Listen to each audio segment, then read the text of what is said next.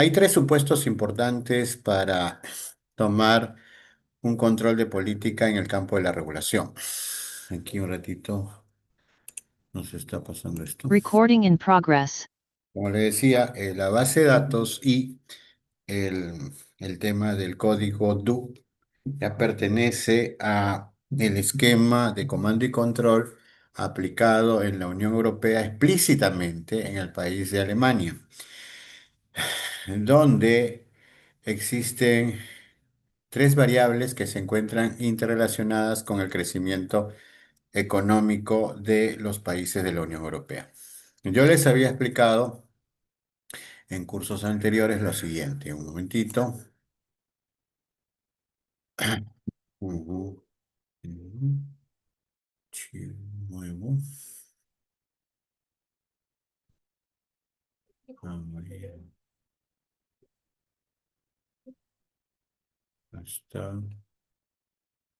acá está. Comando de economía, opción.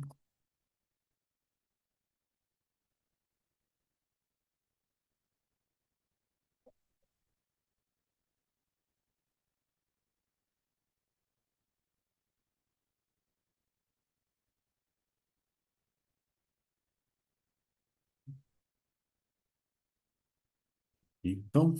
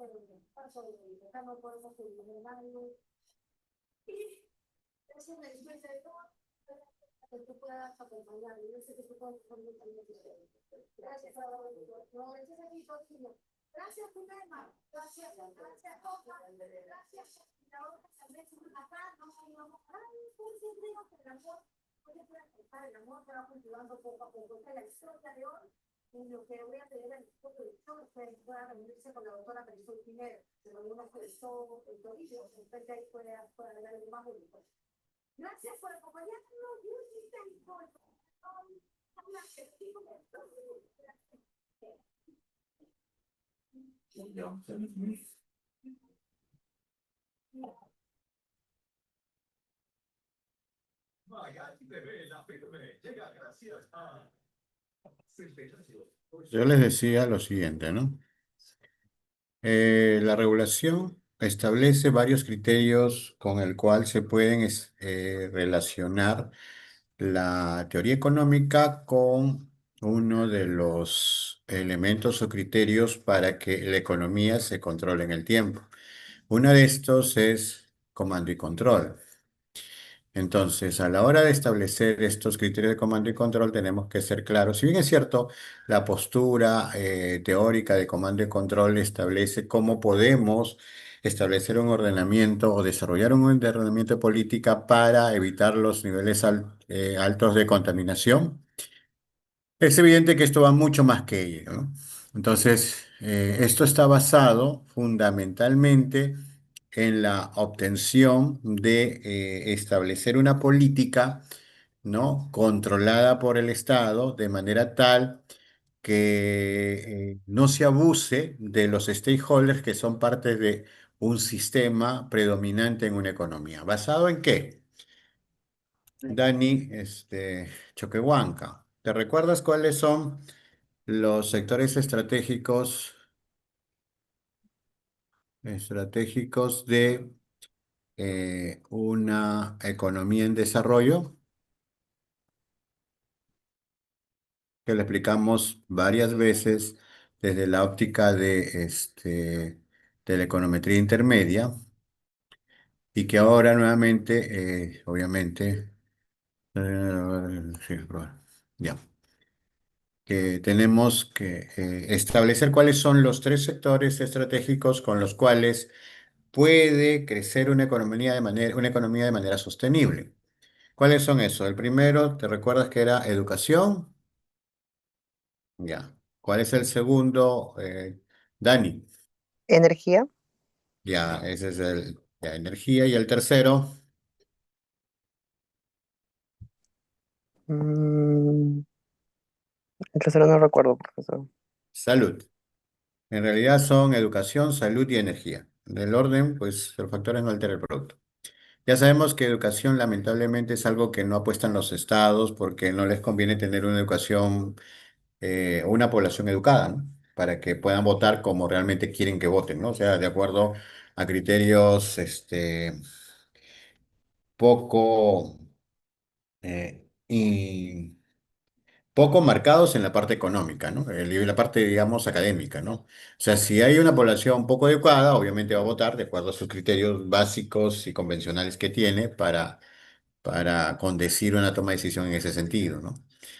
El Perú, por ejemplo, en educación tiene un 10% de población, ¿no? Tiene un 10% de población, digamos, que posee educación universitaria,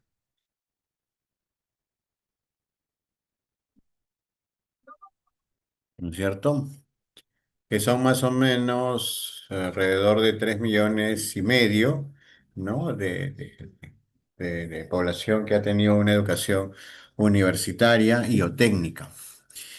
Y de esos 3,5 millones, ¿no? Que más o menos son 2/3 de votantes, alrededor de 22 millones, ¿no? Representa aproximadamente casi un 10%, si no un poco más, ¿no? De votantes que podrían poner a un presidente, entre el 10 y el 15%. Como eso no es determinante para poner a un presidente, pues siempre estamos en una decisión bastante por lo menos no óptima, ¿no? Elegimos a ciertas autoridades que lamentablemente después nos arrepentimos como país. En salud también estamos mal. El tema del COVID nos puso ¿cómo se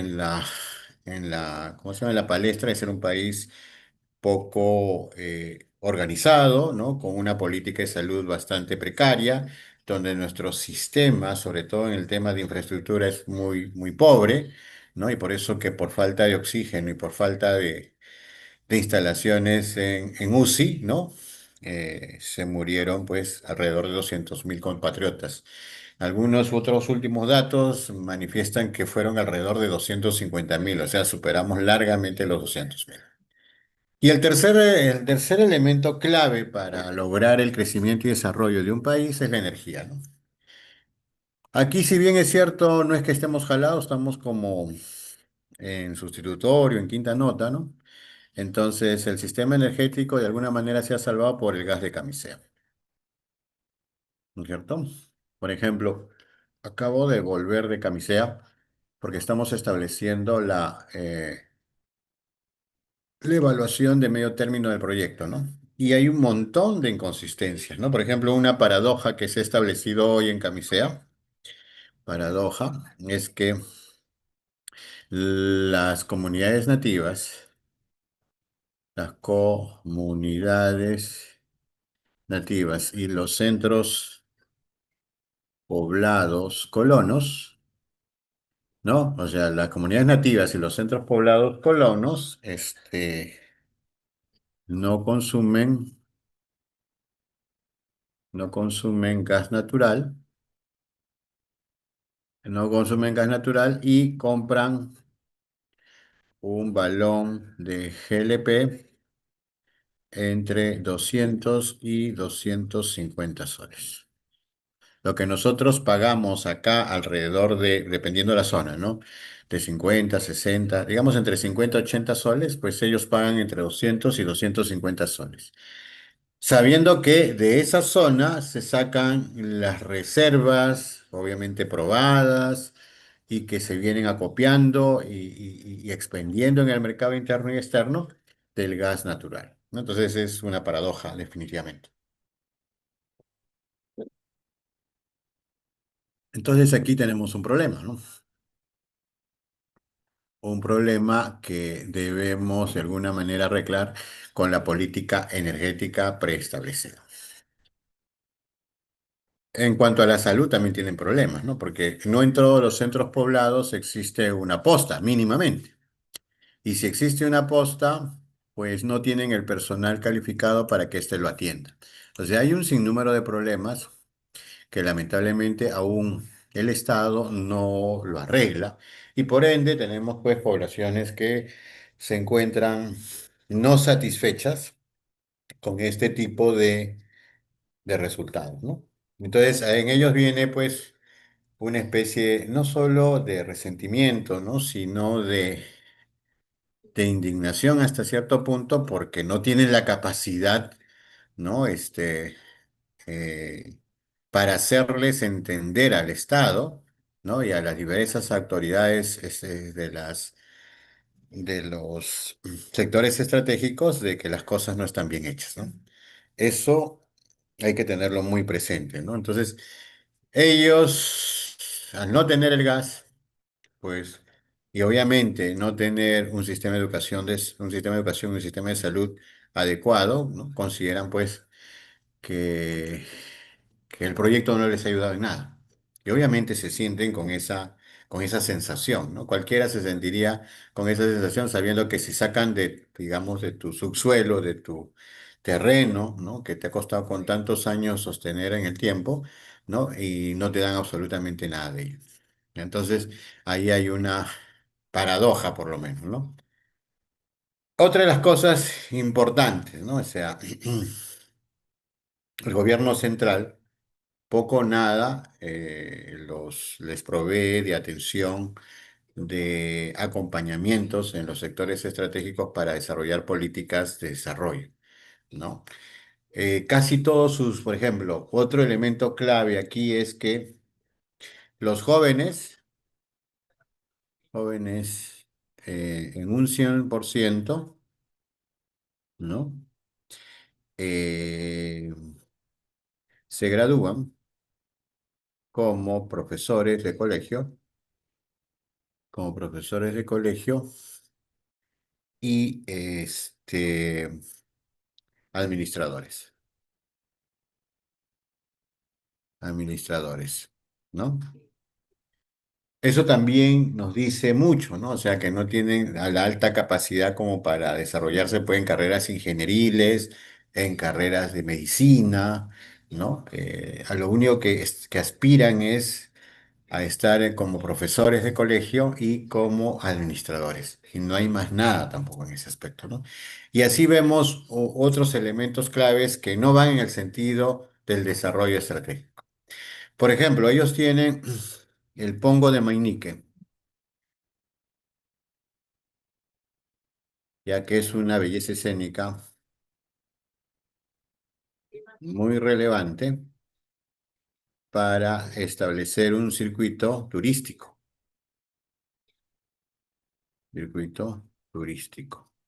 el cual no lo desarrollan, pero que deberían tener ese potencial de desarrollarlo. En algún momento seguro lo van a hacer, pero este momento, por lo menos en el hoy, es bastante lejano, ¿no? Entonces, bien, establecemos que el sistema energético es muy importante para el crecimiento de una economía, pues no nos está yendo nada bien. ¿Y qué es lo que han apostado los alemanes? Los alemanes, a través de esta base de datos que ustedes, se los he compartido por el chat del Zoom, ¿correcto? Luigi, por favor, lo puedes ir compartiendo con tus compañeros o los primeros que llegaron, Sí, ¿no? profesor, ahora lo mando. correcto. Tenemos a la base de datos en periodo de frecuencia trimestral, la inversión en el sector energético, ¿no? Los ingresos que genera en el sector energético y el consumo del sector energético. Estas tres variables son importantes para establecer el crecimiento de una economía europea como la alemana, ¿no? Y este es otro tipo de modelo que trabaja el Banco Mundial para medir, obviamente, la sostenibilidad de los sectores de energía en los diferentes países del mundo. El primero, ¿cuál era? Cuando vimos en las diapositivas el trabajo entre el crecimiento económico PBI y el CO2, ¿no? Y aquí tenemos otro, ¿no? El crecimiento de la óptica de la inversión, de la óptica del ingreso y de la óptica del consumo. Entonces, todos estos elementos también son parte que se pueden teorizar desde el punto de vista